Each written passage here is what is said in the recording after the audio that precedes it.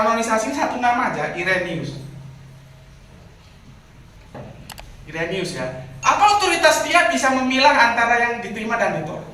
Apakah dia dapat SK dari Allah? Iya kan? Iya. Apakah dia dapat SK bahwa Matius, Markus, Lukas, Yohanes ini yang diterima, ini enggak? Kan tidak, atas pemilihan mereka sendiri dan konco-konconya. Kan begitu kan? Ya, pernah ada keputusan. Ada keputusan politik di sini. Hanya tetap ini.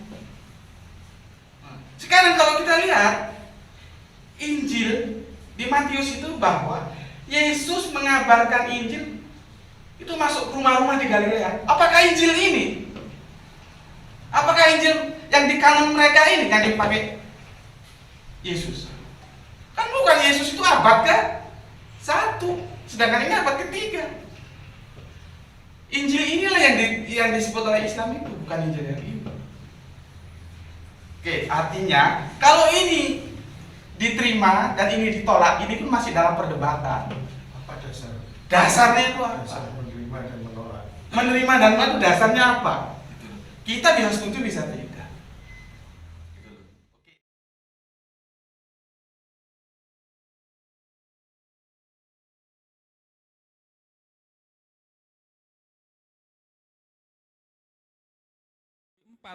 Apa yang digunakan sebagai kriteria untuk menentukan kitab-kitab mana yang masuk ke dalam kanon dan yang tidak masuk ke dalam kanon. Nah, isu ini menjadi sesuatu yang sangat penting untuk diketahui oleh semua orang Kristen, dan karena itu saya mendorong Anda sekalian untuk membagikan isi presentasi ini kepada sebanyak mungkin orang Kristen yang Anda kenal. Nah, isu ini menjadi sangat penting setidaknya karena 3 hal. Pertama, pada tahun 1945 ditemukan sekumpulan naskah di Mesir yang disebut dengan naskah-naskah Nag Hammadi, dan di dalam kumpulan naskah itu terdapat puluhan naskah yang ditulis dengan menggunakan genre Injil di dalamnya. Maka Anda familiar dengan Injil Maria, Injil Petrus, Injil Thomas, Injil Filipus, dan seterusnya. Maka pertanyaannya adalah, kenapa Injil-Injil itu tidak mendapat tempat di dalam kanon Perjanjian Baru? Dan itu mengantar kita kepada poin yang kedua. Nah, untuk memberikan penjelasan tentang keberadaan Injil-Injil itu di dalam koleksi Nag Hammadi itu, sekitar 2 dekade yang lalu menjadi sangat terkenal bestseller sebuah novel sejarah, fiksi sejarah yang ditulis oleh Dan Brown, The Da Vinci Code. Dan di dalam The Da Vinci Code diinformasikan bahwa pada abad ke-4 Kaisar Konstantinus Agung menetapkan untuk hanya menerima 27 kitab yang sekarang saudara sebut sebagai Perjanjian Baru, dan menyingkirkan dokumen-dokumen lainnya. Jadi dari 80 dokumen pada masa itu menurut Dan Brown, hanya 27 kitab yang diterima sebagai bagian dari kanon Perjanjian Baru. Jadi kanon Perjanjian Baru itu baru terbentuk pada abad ke-4 melalui kekuasaan politik dari seorang kaisar Romawi bernama Konstantinus Agung. Nah, itu isi dari Dan Brown. Itu yang disebut dengan teori konspirasi mengenai terbentuknya kanon Perjanjian Baru. Dan karena populernya The Da Vinci Code dari Dan Brown, para polemikus, para apologet Muslim menggunakan isi dari The Da Vinci Code mengenai teori konspirasi terbentuknya kanon Perjanjian Baru, termasuk juga teori konspirasi mengenai Yesus diangkat menjadi Tuhan pada tahun 325 Masehi oleh Konstantinus, kaisar yang sama yang tadi saya rujuk. Para apologet Muslim menjual itu kepada publik seakan-akan itu fakta sejarah. Dan karena itu kekristenan, orang-orang Kristen harus bisa memberikan jawaban terhadap persebaran informasi-informasi sejarah bohong-bohongan semacam itu. Pertama, tidak benar bahwa kanon perjanjian baru itu terbentuk melalui konspirasi politik, tekanan politik dari seorang penguasa, seorang kaisar bernama Konstantinus Agung. Itu simply tidak benar. Kesadaran akan kanon itu sudah muncul pada abad kedua. Tetapi pertanyaan yang diformulasi di dalam isu ini itu adalah pertanyaan yang valid dan yang perlu kita berikan jawabannya. Kenapa Injil-Injil yang lain yang tadi saya sebutkan, Injil Maria, Injil Filipus, Injil Thomas, Injil Petrus dan seterusnya tidak masuk ke dalam kanon? Yang masuk ke dalam kanon itu hanya 4 Injil kanonik yang kita kenal sekarang, Matius, Markus, Lukas, dan Yohanes. Kenapa? Apa kriteria yang digunakan oleh para bapak gereja untuk menerima kitab-kitab tertentu masuk atau tidak masuk ke dalam kanon? Nah, bicara tentang kriteria itu, kita mengenal ada 3 kriteria penting. Pertama, kriteria apostolik. Kedua, kriteria universalitas. Dan yang ketiga, kriteria otentisitas. Akan saya jelaskan satu persatu. Pertama, kriteria apostolik tidak harus berarti bahwa naskah itu, dokumen itu ditulis langsung oleh seorang rasul.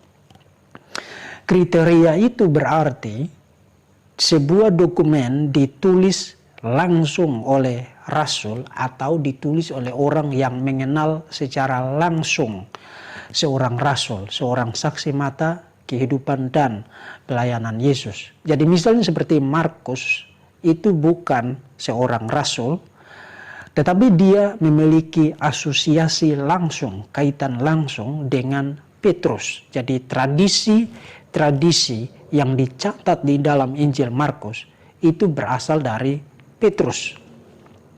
Lukas juga bukan seorang rasul, tetapi dia memiliki asosiasi langsung, kaitan langsung dengan seorang rasul besar, Rasul Paulus. Jadi Anda lihat kriteria apostolik bukan berarti dokumen itu harus berasal dari seorang rasul, tapi harus berasal dari seorang rasul atau orang yang mengenal langsung, terkait langsung, terasosiasi langsung dengan seorang rasul. Itu kriteria yang pertama, kriteria apostolik. Kriteria yang kedua, kriteria universal, berarti dokumen itu membuktikan dirinya berotoritas dengan mendapatkan penerimaan yang luas, yang universal di berbagai gereja, di berbagai tempat pada masa itu. Itu yang disebut dengan kriteria universal. Dan yang ketiga, kriteria otentisitas. Kriteria ini setidaknya merujuk kepada 2 kategori pengertian.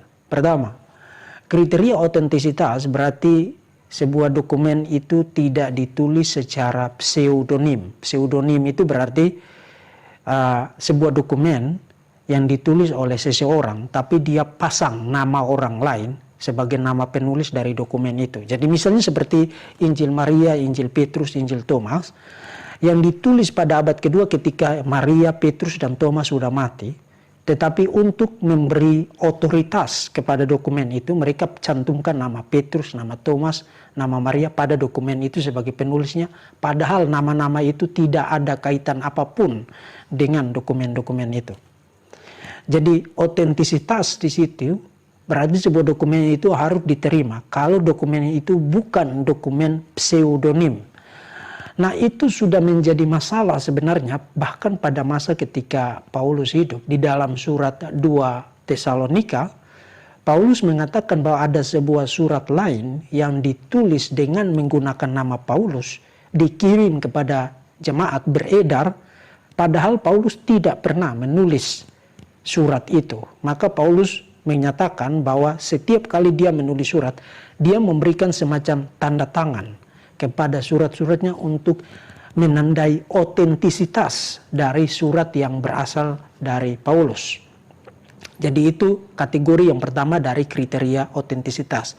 Dokumen itu bukan dokumen pseudonim kategori yang kedua dari kriteria otentisitas adalah sebuah dokumen itu isinya harus sejajar, sejalan, sesuai dengan inti berita Injil yang diberitakan oleh para rasul. Karena ingat, segera sesudah Yesus mati, bangkit, kemudian naik ke surga, pencurahan Roh Kudus, gereja mula-mula sudah memiliki semacam pengakuan-pengakuan iman, kredo-kredo, yang mengkristalisasi apa yang disebut dengan the gospel, berita Injil, inti berita Injil.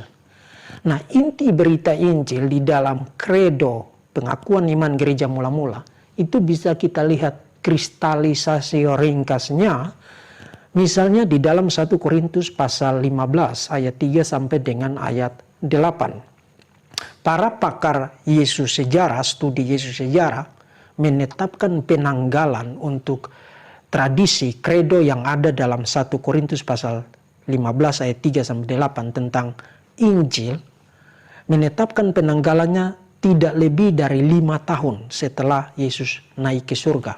Bahkan James D.G. Dunn, profesor perjanjian baru yang sangat terkenal itu, menyatakan bahwa tradisi yang ada di dalam 1 Korintus pasal 15 ayat 3 sampai 8 itu berasal hanya beberapa bulan setelah kematian Yesus. Jadi itu tradisi yang sangat tua. Dan kita juga melihat bahwa di surat Galatia yang menurut banyak pakar perjanjian baru sebagai dokumen terawal dari semua dokumen perjanjian baru, surat Galatia dianggap sebagai surat paling pertama yang ditulis oleh Paulus. Saya sendiri berpandangan bukan surat Galatia tapi surat 1 Tesalonika merupakan surat tertua. Tapi itu merupakan salah satu dokumen tertua dari perjanjian baru. Dan di dalam surat Galatia, Paulus sudah bicara tentang the gospel, Injil.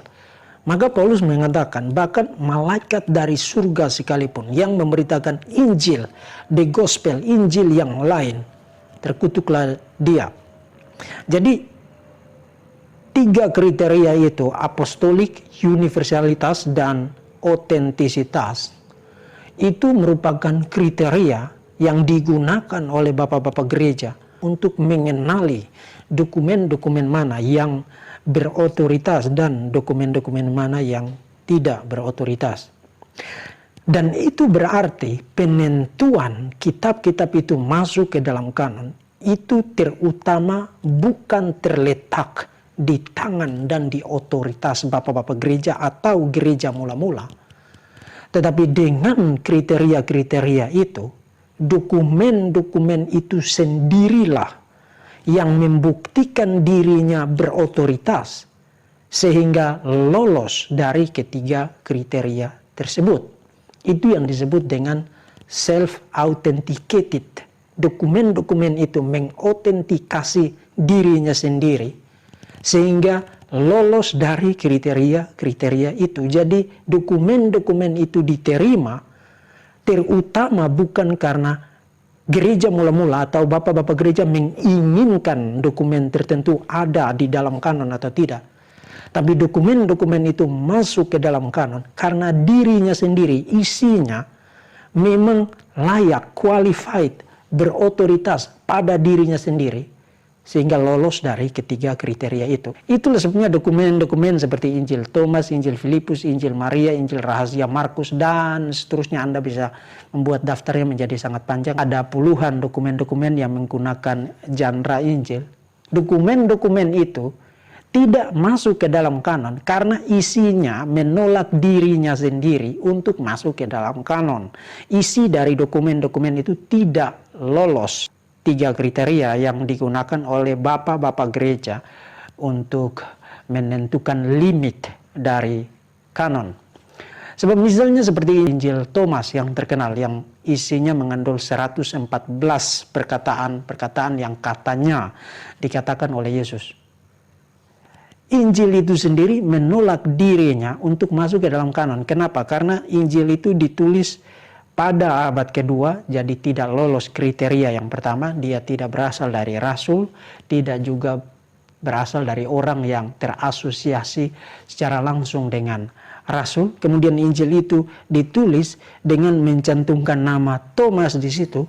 Padahal Thomas sudah meninggal ketika Injil itu ditulis. Jadi Injil itu tidak ada kaitan apa-apa dengan Rasul Thomas. Injil Maria juga begitu, Injil Filipus juga begitu, Injil Rahasia Markus juga begitu, Injil Petrus juga begitu. Semua dokumen-dokumen itu membuktikan dirinya tidak layak masuk ke dalam kanon, menolak dirinya sendiri masuk ke dalam kanon karena tidak memenuhi 3 kriteria yang digunakan untuk menetapkan limit dari kanon perjanjian baru.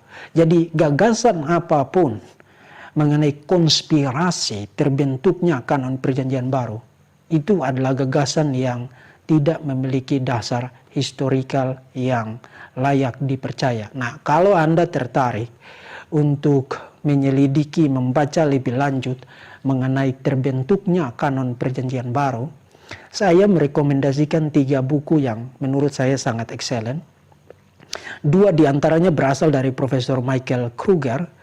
Beliau adalah Profesor Perjanjian Baru dan Kekristenan Mula-Mula di Reform Theological Seminary. Dia menulis 2 buku yang sangat excellent yang Anda bisa lihat judul-judulnya ada di screen video ini sekarang. Dan saya juga sudah membuat review terhadap isi dari kedua buku itu di akun saya di Academia Edu. Anda bisa membaca review saya terhadap kedua buku ini di Academia Edu. Dan yang satunya lagi sudah diterjemahkan dalam bahasa Indonesia yang ditulis oleh Mahaguru Perjanjian Baru di Theological University of Kampen, Belanda, Profesor Jacob van Bruggen, Siapa yang Membuat Alkitab. Nah, buku-buku ini sangat baik, bukan hanya menjelaskan sisi kesejarahan historikal terbentuknya kanon, tetapi juga memberikan perspektif-perspektif yang baik, menolong kita untuk melihat sejarah terbentuknya kanon itu dalam perspektif yang tepat. Injil di Matius itu bahwa Yesus mengabarkan Injil itu masuk rumah-rumah di Galilea. Apakah Injil ini? Apakah Injil yang di kanon mereka ini yang dipakai? Bukan Yesus itu abad kan?